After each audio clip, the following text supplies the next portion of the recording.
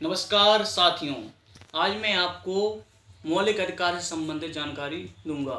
मौलिक अधिकार भारत के हर एक व्यक्ति को मौलिक अधिकार प्रदान किए गए हैं। दोस्तों, मैंने बताया है कि मौलिक 6 अधिकार प्रदान किए गए हैं। वो हैं, नंबर 1 है समानता का अधिकार, नंबर 2 स्वतंत्रता का अधिकार, नंबर 3 शोषण के विरुद्ध अधिकार, नंबर 4 धार्मिक स्वतंत्रता का अधिकार, 5वां है संस्कृति व शिक्षा का अधिकार, नंबर 6 है संवैधानिक उपचारों का अधिकार। दोस्तों, ये मैं आज आपको बताना चाहता हूँ समता या समानता का अधिकार।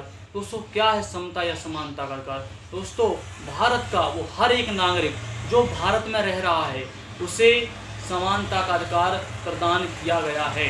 दोस्तों, अनुच्छेद 14 से लेकर 18 तक में उसका वर्णन किया गया है। दोस्तों, अनुच्छेद 14 कहता है कि समानता की व्यापक परिभाषा देता है कि इस तरह की समानता भारत में रह रहे हर व्यक्ति को हासिल है, चाहे वह भारत का नागरिक हो या नहीं। दोस्तों, उसको अधिकार अनुच्छेद 14 में कहा गया है कि चाहे वह भारत का नागरिक हो या नहीं हो, उसे भी हम समानता का अधिकार प्रदान किया गया है।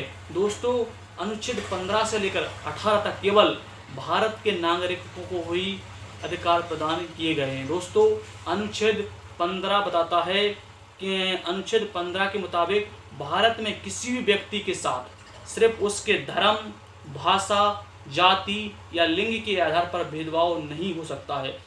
मतलब हर एक नागरिक को एक समान अवसर मिलेगा। किसी के साथ भी सिर्फ इस तरह से भेदभाव नहीं किया जाएगा कि भाई किसी खास धर्म, जाति या भाषा, क्षेत्र के लिंग पर आधारित है। दोस्तों, ना उसकी जाति को भी भेदभाव नहीं किया जाएगा। दोस्तों, कानून के दायरे में सब लोग समान होते हैं, ना किसी प्रकार का भेदभाव किया जाएगा। और जो लोग कानून के दायरे में होकर किसी से भेदभाव करते हैं तो उस पर दंडात्मक कार्रवाई की जाती है मौलिक अधिकारों के तहत। दोस्तों, अनुच्छेद 16 कहता है कि सरकारी नौकरियों में सबको समान अवसर दिए जाने हैं। दोस्तों, अनुच्छेद 16 में बताया गया है कि जितनी सरकारी नौकरियां हैं सबको समान रूप से दी जाएं। दोस्तों, अभी आरक्षण की बात होती है।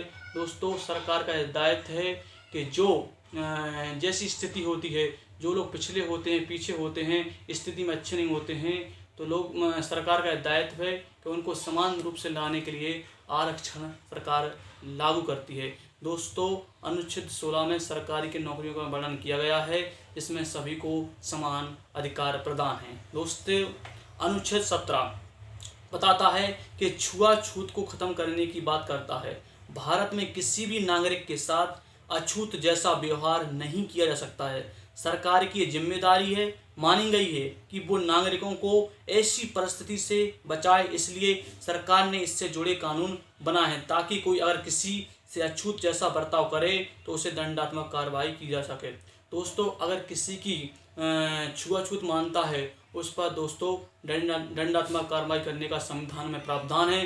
दोस्तों, अनुच्छेद 17 के तहत वो अपने मौलिक अधिकार के तहत उस पर कार्रवाई करा सकता है। दोस्तों, अगर किसी व्यक्ति के साथ कोई छुआछूत का भेदभाव करेगा तो उस पर भी दंडात्मक कार्रवाई की जाएगी। अनुच्छेद 18 बताता है उपाधियों को खत्म किए जाने की बात करता है। आज़ादी से पहले अंग्रेजों को दिए राजा, महाराजा जैसी उपाधियां आपने सुना होगा। दोस्तों, पहले क्या होता था कि राजा होते थे और महाराजा होते थे, लेकिन जब से हमारा देश आज़ाद हुआ है दोस्तों, सब संविधान के दायरे में समान है। ना तो कोई राजा बड़ा होता है, ना महाराजा बड़ा होता है। संविधान कहता है कि मेरे लिए सब समान है। दोस्तों, इसलिए अनुच्छेद 18 बताया गया है, ना राजा उपाधियों को भी खत्म कर दिया गया है। अब संविधान में केवल सब समान है। इसी प्रकार समानता का अधिकार लागू होता है।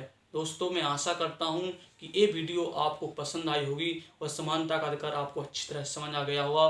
तो दोस्तों, इस वीडियो को लाइक कीजिए, सब्सक्राइब कीजिए और शेयर कीजिए। जय हिंद, जय भारत।